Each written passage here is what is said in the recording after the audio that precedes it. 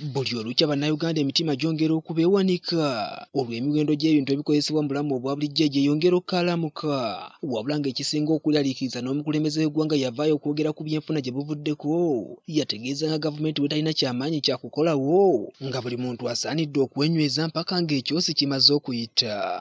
Kuba tulina n'omuyimbi eyagamba nti ani abonaabona tumwongere obunaku. Oluvannyuma lw'okulindirira ennyo n'okubanja okwanukula kwe olwaleero pulezidenti w'ekibiina kya National Unity Platform Robert KYAGULANYI Ssentamu avuddeyo n'awakanya ne Ssekuwakanya embeera eno mu kwogera kwe n'ategeeza nti gavumenti ekyalina ebintu bingi by'ekyasobola okukwatako okutereeza embeera eno nga bikulemberwa mu kufuga n'okusalawo ebbeeyi y'amafuta nga yeeyambisa akawaayiro ka Petroleum Supply Act wabula nga ne ku kino bakyesuuliddeyo gwa Naggamba. Government must impose control on stocking levels and pricing decisions. I mean, no responsible government continues to just cry and lament on forces of demand and supply when the Petroleum Supplies Act allows the government to do something.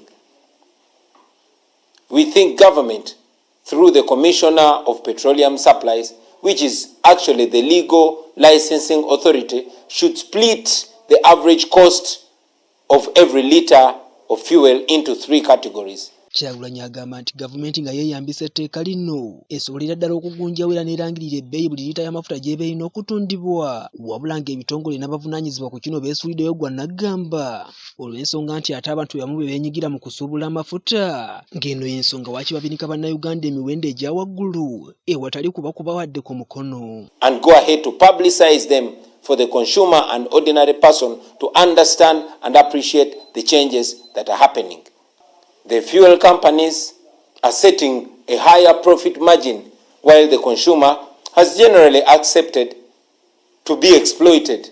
I mean, the companies are setting whatever prices they want while the regulator is quiet. This is not a mistake, ladies and gentlemen, because the same people who are supposed to regulate are actually the same people in the fuel business. KYAGULANYI agamba nti mu nfuga n'endabirira y'eggwanga entuufu gavumenti yandibadde n'obusobozi obugaziya ku nfuna y'eggwanga watali kwongeza misolo wabula kino nga kiremedde ddala gavumenti ya NRM wabula wano era ng'ageraageranyiza ne ku nnyingiza y'amawanga ag'enjawulo ageetoolodde Uganda. I mean, it has outrightly stolen and unfairly distributed the little revenue that is collected.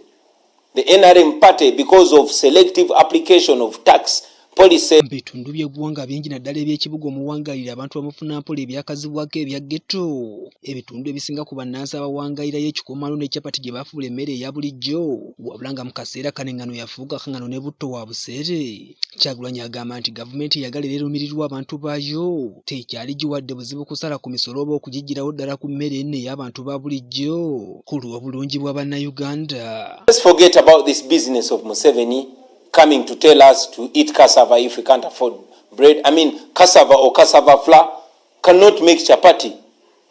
It cannot make chikomando, therefore it cannot make Rolex.